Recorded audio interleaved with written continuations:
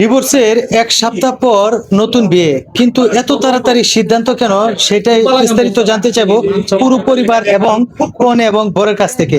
দর্শক, চলে যাচ্ছি এখন বরের কাছে। ভাই একটু আগায় আসেন। তো এখন হলো আপনারা তো আজকে ফুলসজ্জারা খুব আনন্দময়।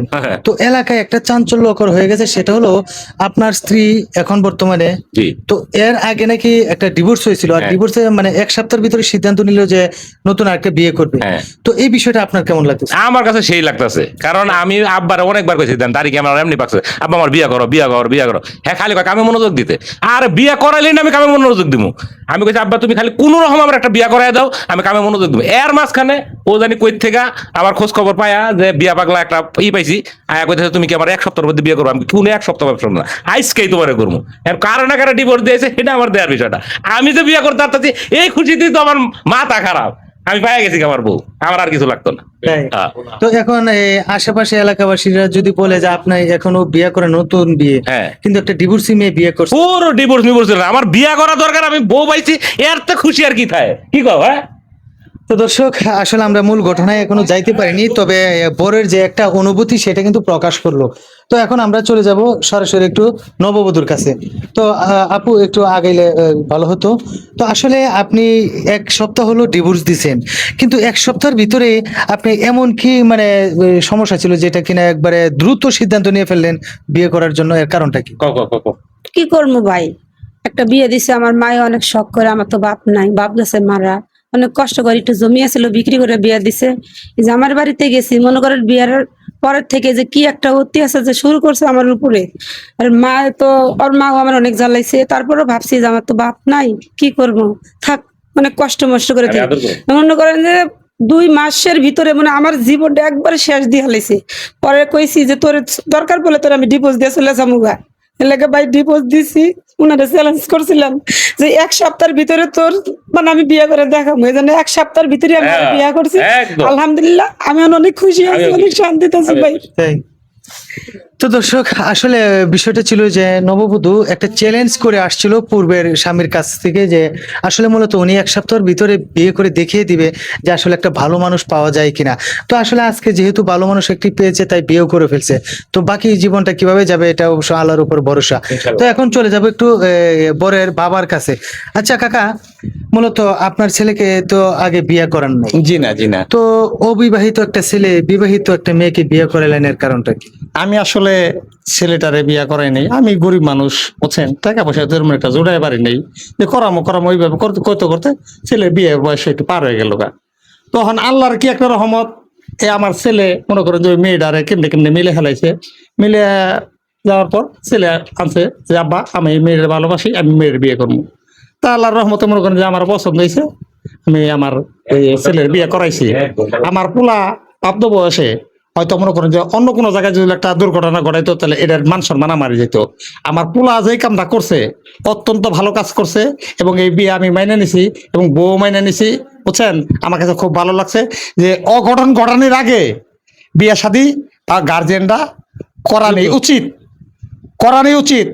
যদি না করায় একটা দুর্ঘটনা ঘটতে পারে। আমার বউ যেই কথা কইছে, ওই যেই পোলার কথা বলছে, আমি ডাটা নিয়ে দেখছি ওই পোলাটাও জঘন্য ছিল, খারাপ ছিল, নেশা করছিল। হ্যাঁ, ওই পোলাটার থেকে আবার পোলার এখানে যে আইছে, আমি অত্যন্ত ভালো মনে করছি। আমার পোলা, আমি, আমার স্ত্রী সবাই খাই না, এই বউরে কেমনে পালন লাগে এটা আমি পালবো। এবং আমি আমার বউরে, আমার তাবাদত দেওয়ার মতো কিছু নাই, আমার এই ঘড়িটা আমার বউরে আমি আজকে রাত্রে তারা গিফট করলাম। নাও। তো দর্শক, আসলে এখানে মূলত যে পারিবারিক ভাবে বিয়েটা হয়েছিল, এটা সম্পূর্ণভাবে কিন্তু পরিবার থেকে একটা সম্মতি ছিল, যেটা কিনা একদম স্থগিত। তো এখন চলে যাবো একজন প্রতিবেশীর কাছে। আচ্ছা ভাই, তো আসলে মূলত আজকে যে ঘটনাটি ঘটলো, একটি মেয়ে চ্যালেঞ্জ করে 7 দিনের ভিতরে বিয়ে করে ফেললো, এই বিষয়টা আপনি কিভাবে দেখছেন? এই বিষয়টা আমরা চিল্লি শুনি, আমরা আইলাম আসি দেখি ওনার 7 দিনের মধ্যে বিয়ে করছে। তবে এই হিসাবে একটা খুব ভালো হয়েছে ভাই, খুব সুন্দর হয়েছে, যাতে মেয়েটা নষ্ট হয়ে গেল। ওখানে উনি যে চ্যালেঞ্জ করছে, ওনার চ্যালেঞ্জটা আল্লাহ পাক মনের আশা পূর্ণ করছে। চ্যালেঞ্জটা অনেক সুন্দর হয়েছে, তো দর্শক ভাইয়ের কথা শুনলাম, এখন ওইদিকে একজন মহিলা আছে, ওনার কাছে চলে যাব। আচ্ছা আপু, একটা ডিভোর্সি মেয়ে করে মানে অনেক দিন থাকে, ধরেন 2 4 5 বছর 10 বছরও চলে যায়, এইভাবে এতদিন ঘরে না থেকে তাড়াতাড়ি বিয়ে করাটা এটা কি আসলে ভালো সিদ্ধান্ত নাকি খারাপ সিদ্ধান্ত? ভালো সিদ্ধান্ত, তো ঠিক কাম তো করছে। আমরা কিছু কিছু পুরুষেরা আছে না, যে নির্যাতন করে, এত মারধর করে, সে তো যাচ্ছে না, থাকতেছে আমার সংসারে।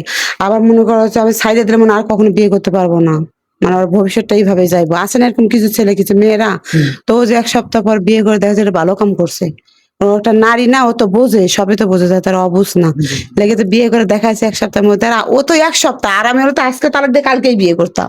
তাই? হ্যাঁ, তো দর্শক আসলে আপু সুন্দর একটা কথা বলছে যে আসলে মূলত এভাবে সারা জীবন বা 2 4 5 বছর ঘরে না থেকে তাড়াতাড়ি হুটহাট করে একটা সিদ্ধান্ত নেওয়াই সবচেয়ে বেটার। তো এখন চলে যাবো আরেকজন নারী আছে তার কাছে। আচ্ছা, আপনিও তো এই প্রজন্মের একদম নতুন মানুষ, তো আপনারও তো স্বামী আছে, তো এখন হলো পারিবারিক ভাবে তো ঝগড়া বিবাদ এটা স্বাভাবিক হইতেই পারে। তো এই যে ডিভোর্সের বিষয়টা, এটা কি হুটহাট করে সিদ্ধান্ত নেওয়া ভালো নাকি খারাপ?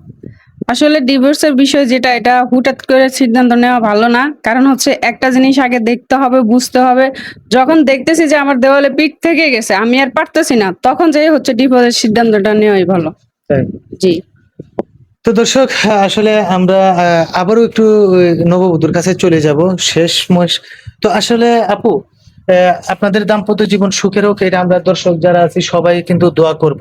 তো এখন হলো পূর্বের যে স্বামী, উনাকে একবার কি ডিভোর্স দিয়ে আসছেন নাকি শুধু মানে চ্যালেঞ্জ করে চলে আসলেন? হ্যাঁ হ্যাঁ, আমরা কাগজপত্র দেখেই আমরা বিয়ে করাইছি, বুঝছেন? কাগজপত্র দেখে দেখছি যে ডিভোর্সের কাগজ আছে, হ্যাঁ, দেখে আমরা করাইছি। নাহলে একটা বেজাল জল থাকে, একটা যাই ঝামেলা হইব, যাই ঝামেলা মুক্ত করার জন্য কাগজ দেখাইছে, এই মেয়ে কাগজ দেখাইছে, এই যে আমার কাগজ দেখানোর পর আমরা এই বিয়ে করাই নিছি।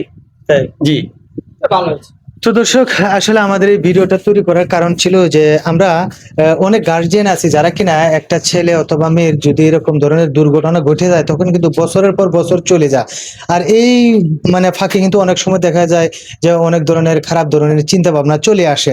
তার চেয়ে যদি খুব দ্রুত তাড়াতাড়ি একটা সিদ্ধান্ত নেওয়া যায় বিয়ের, তাহলে কিন্তু মানে উভয় পক্ষেরই ভালো, গার্জিয়ান পক্ষেরও ভালো আর সন্তানের পক্ষেও ভালো। তা আমরা চাইবো যেন দ্রুত একটা ভালো সিদ্ধান্ত নেওয়ার জন্য। এই ছিল আমাদের ভিডিও। যদি ভালো লেগে থাকে তাহলে অবশ্যই লাইক কমেন্ট শেয়ার করে আমাদের পাশে থাকবেন। ধন্যবাদ সবাই।